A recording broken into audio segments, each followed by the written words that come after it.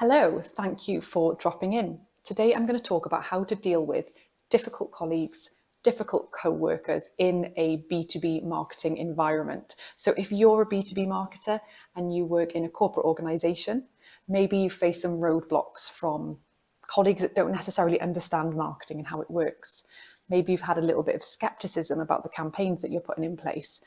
And maybe you need buy-in from senior team members, but they just don't seem to want to give you the respect that you feel you've worked hard to deserve. So here's the things that I did when I worked in corporate to not only get people on side, but to grow the respect that I received as a marketing person. So the first thing to say is let's just have a breath out. Let go of the frustration that we're feeling about these people. Let's decide not to take it personally by seeing that these are just people on their own journey, treating people however they decide to treat them. We're not accepting their behaviour, we're just observing it as their own. It's actually nothing to do with us generally. And if they go around treating lots of different people this way and, not buying into ideas and brushing things off as rubbish, then we can quite confidently say that this is nothing to do with us. Now, lots of colleagues that I've worked with in the past have been skeptical about marketing. And I don't think that's always the worst thing in the world. I think there's some positives to it, and here's why. When people are skeptical about marketing, it forces us to really challenge our own thinking and make sure that we're really confident in what we're putting forward as our recommendations. So if we don't have people challenging what we're saying, how are we going to grow? So I used to spend a bit of time coaching my mindset into being a little bit more receptive to skepticism so that I could grow my skills. A really great thing to do is to try and take the positives out of your interactions with skeptical colleagues. Now, if you're anything like me, I used to feel a little bit alone as a marketer. I used to feel like no one got me and what I was talking about. In those situations, it's really common and natural to get a bit defensive. If we've spent loads of time creating a marketing campaign that we're really proud of, and then some salesperson comes over and says, that's rubbish, that's not going to work, it's really hard to hear because we're like, well, you don't know anything about what I've been working on. I would never go to your desk and tell you that you're rubbish at sales. And it can really hurt.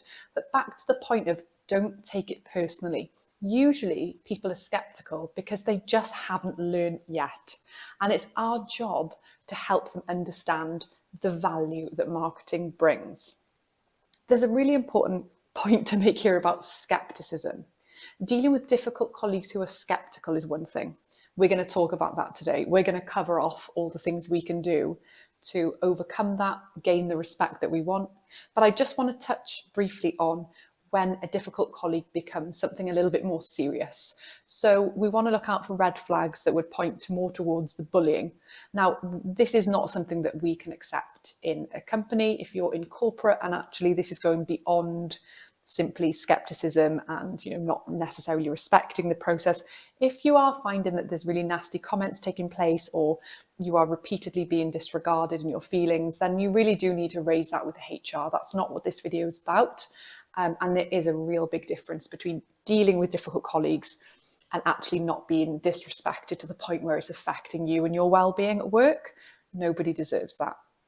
So now that that's out of the way, what can we do to get these people on side?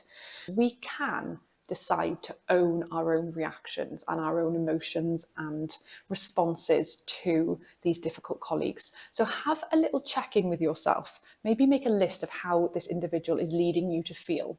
Are you feeling angry? You want them to know that you're in the right. Maybe you're feeling disrespected. Write down the things that are coming up for you. And then really look at the fact that our own bodies create those, okay? And we can be responsible for our own reactions. Now, a nice analogy is parent to child. It's a parent's role to keep cool, even when the child is being irrational, even when the child is displaying tantrum behavior. It's the role of the grown-up in general. It's not always easy to keep calm and reaffirm the positive behavior so that they can model that grown-up and start to learn emotional regulation. And I like to see difficult colleagues in the same way. I'm going to keep my cool. I'm going to remain firm. I'm going to show leadership skills. I'm going to, do my best to resonate with them, educate them on the value of marketing, find out what it is that's triggering them to be difficult with me. And it usually does stem from lack of awareness. What I used to do as well is I used to assess myself. I used to have a look at how are the feelings that are coming up for me manifesting?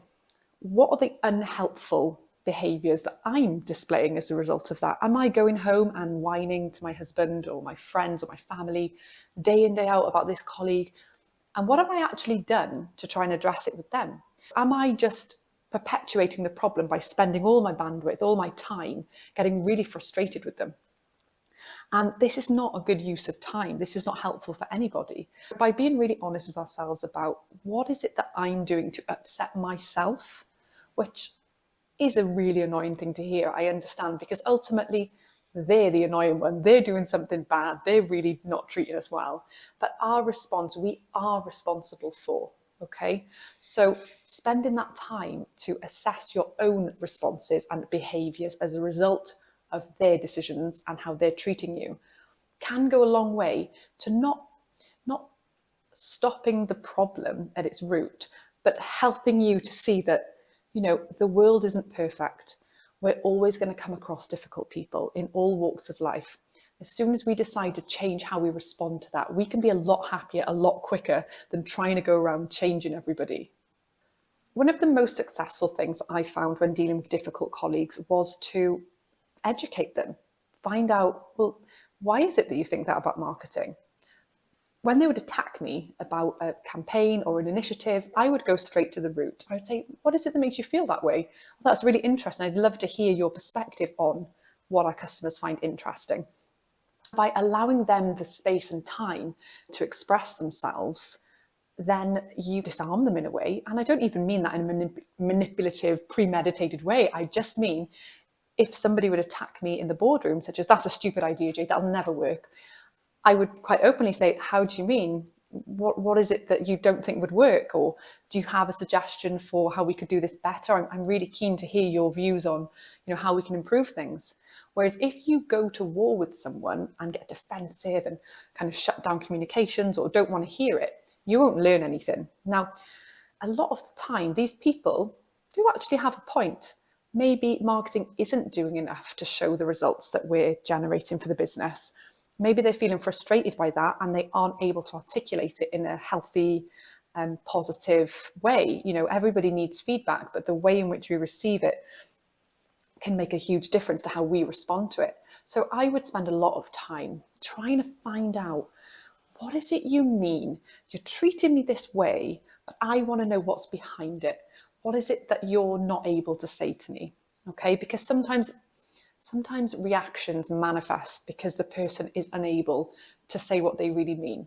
This does two things. By directly addressing it with them, it disarms the negative behaviour because nobody wants to be confronted when they've treated you that way. It also gives them an opportunity to feel heard and that you're interested in building bridges.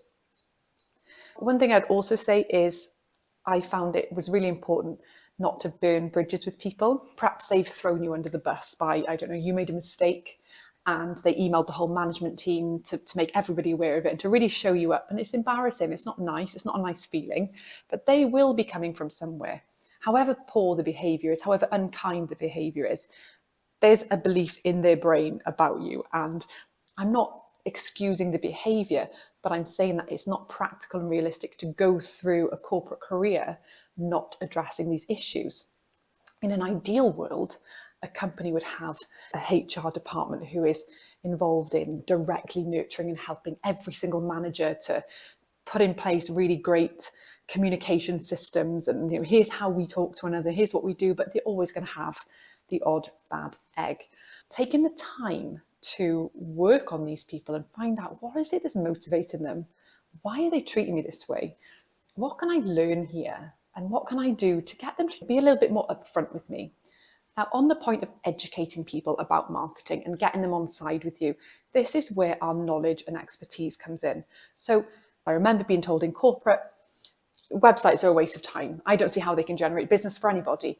Now, this was 12 years ago, so people were a little bit more skeptical about websites back then.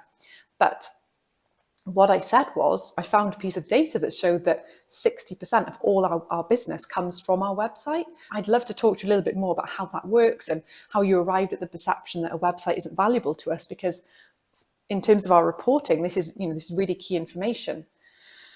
Now, if I didn't know my numbers, what would I say? I'd just sort of be like a he says, she says situation. But I was able to quantify and say, well, actually, look at the data. I have evidence that what you're saying doesn't line up. Maybe we can sit down for a coffee for 5 minutes and I'll show you our website report, and absolutely open to any questions that you have about our website. So do you see how being equipped with knowledge about marketing helps us to feel more confident to address any time that we're challenged by difficult colleagues? This is just a personal view of mine, okay? But in today's society, I do feel that we tend to write people off really easily. We see one negative behaviour from them and we just write off the whole personality altogether. A strategy that I have found really useful when working in corporate with difficult co-workers is to try and see the whole person. Even just some imagery work. Picture that person no longer in their suit, with their family, with their dog, with their mum, with their brother or sister, having a laugh, and try and see that this is a real person. Again, we're not excusing the behaviour, but we're not writing them off in entirety. We're trying to see that this person likely has good traits as well. This is a really nice way to have empathy for people, even when they're mean. There's a really cool saying: the people who are most difficult to love are the ones who need it most. And I really believe that. I even remember an example of a corporate scenario where there was a partner company that we worked with, and there was an accounts person who was really, really grumpy. And no matter how many times I said hello to him, he would completely just didn't want to talk to me, just rude. And we were emailing a few times a week. And so every time I came into contact with this person and would be like, oh, hi, great to see you. He was like, and sort of off they went. And I used to think, oh, what a rude person, or if I had a request, I needed something from them and they would just grumble at me, those people. Well, 2 years later, I found out that they were suffering with really bad clinical depression. And it really opened my eyes. The people we deal with have a life going on. It's not just work for them. There's a whole other context behind the behavior that you're seeing. We don't know what's going on at home. And I know some people just are a bit of a pain to deal with, but by putting your mind into the whole person. Another strategy is picturing them as a newborn baby and then picturing them on their deathbed. You can't feel hate towards someone in that scenario. And I love these strategies because it helps me to just feel compassion and love for all people, irrelevant of their behaviours. I highly recommend feeling compassion for everybody. And I know that is controversial in today's society. People do get written off quite easily just because they've said one thing that we disagree with ourselves. And I'm obviously not talking about, more serious things where HR would need to be involved. I just mean, if there's a behaviour that doesn't necessarily match with how we would like to be talked to, that doesn't mean that we write off the person and don't work at the relationship, especially if that person is fundamental in us getting our job done. And I also like to try and see the positives. These people are showing us how not to be. As we progress in our career, we're going to be leaders, we're going to be managers. They're showing you how not to be. You feeling that feeling of, I don't like this. I don't like how I'm being treated. That's showing you how not to be with other people. And so it's not all bad. And actually practicing people skills is really great for us in developing as leaders as we start to become more senior. Assertiveness, directness, these are all skills that are so important as we become more senior. And an analogy that I love the most is eat the frog. I don't know where it comes from. If anyone knows where this comes from, please comment, because I don't know where it comes from. But the idea with eat the frog is, that feeling where you need to address something with somebody and you're just scared and you want to send an email instead. Then eat the frog is go for it. Pick up the phone or go see them and address it, as uncomfortable as it is. The first time that you address something difficult with a colleague, it's going to feel really uncomfortable. You're going to feel a bit sick. You're going to go red. You're going to feel awkward. I promise you, after plenty of practice, this becomes second nature. So now, after 17 years in corporate marketing, I don't feel there is a business context scenario where I wouldn't be completely cool because of the things I've seen and heard in loads of different companies. You just learn how to manage that internal response of your own and stay cool and collected. Now, being assertive, a lot of people see this as being passive aggressive or aggressive. We're just being clear and focused is what I would say. So if somebody attacks you at work with a throwaway statement or says something unkind, you can just say, I don't agree with that. Could we talk about that in more detail? Because that's definitely not how I see that situation. And then you're opening communications. And if there's anyone else there, you will be seen as the rational, cool, level-headed future leader. And there's two things that can happen. The difficult person can engage with you, which is fantastic, and you're getting somewhere, or their behavior perpetuates and all they do is show themselves up because you're there, you're willing, you're like, let's talk about this. We've definitely got a different idea about this. Let me hear it from your perspective and let me show you from my perspective. My earlier email example where somebody had pointed out a mistake of mine to the whole senior team. What I would do in that situation is I would hop over to the office and I'd say, oh, look, I totally get it. That was not great. The mistake that I made, I'm doing everything I can to rectify that now. In future, I would super appreciate the heads up.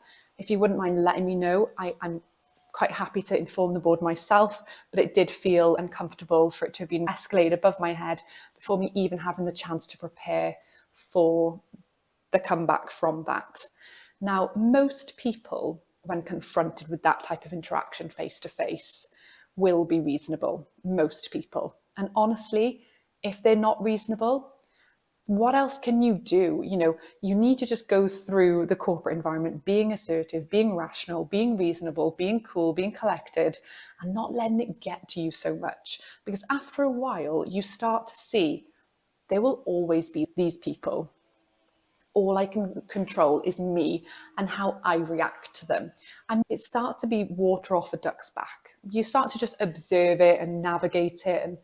And then the respect that you receive starts to grow because the other leaders in the business start to see, wow, this person can really handle difficult scenarios. Wow, we could really trust them in the future. If they're going to be a leader, they'd need to do disciplinary procedures. They'd need to bring up difficult, management scenarios. They would need to possibly terminate someone's contract, all these big, difficult things. And look how cool, calm and collected they are. Lastly, what I would say is in order to get co-workers on side with marketing, we do need to develop our knowledge around being more commercial and being more strategic. So if we're using marketing terminology too much, if we're not talking the business language, we could be alienating people without realizing it. Now, quite often, the reason that results are not evident in marketing is that we have a board of directors up here and a junior marketer down here and no one in the middle to guide the strategy. Now, if you're in that position and you're very junior, and you feel that you're being attacked because they're like, well, where's the results from our marketing? This can be a real opportunity for you to start to learn more about strategic marketing and how to raise the profile of marketing. Now, in an ideal world, there should be a head of marketing, a marketing director, or an external marketing consultant advising and guiding the business, which is alongside my mentoring to B2B marketers in their career. I'm also an external marketing consultant where I help clients with this issue to see that they need strategic guidance and that it's not the fault of the junior marketer or the marketing manager that they're not clear about their marketing. Something I notice often is that the budget's not big enough or they're not clear about the growth goals. So if you can start to become more strategic in your approach to marketing and how you talk to the senior leaders and other colleagues, and the more intelligently you can hold a conversation about commercial and how marketing links with the bigger picture, you're going to start to gain the respect that you deserve. I'm sorry to say that marketers just aren't respected in the same way that they should be.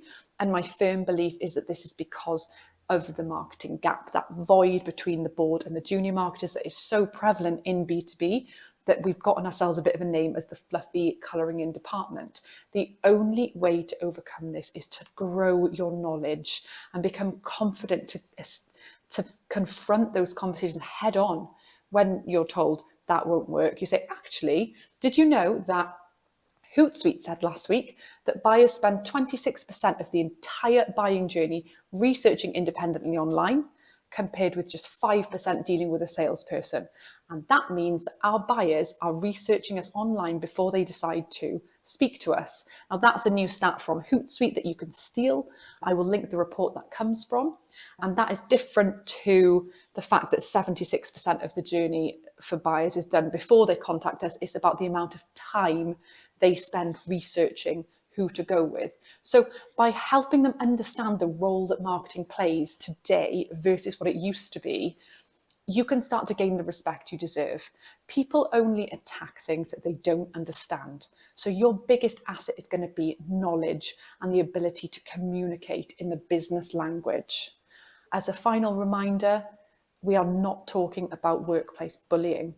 We are not talking about gender inequality where you are being treated a certain way due to your gender or due to your race or due to anything else. We are talking today about people who are a little bit difficult and they're really trying to get in your way and they're stopping you do what you need to do. We want to get these people on side, but we want to be mindful and recognize if we need to involve HR or if we need to inform management. I hope that's been useful today. I would love to hear in the comments any difficult scenarios that you've been facing. I'm always available on Instagram or TikTok to answer these questions too, if you want me to do a video for you as a direct comment response. But yeah, comment below, let me know, and be sure to subscribe to my channel so that you can get more of my videos. And please give me a like, it all helps. Have a great day.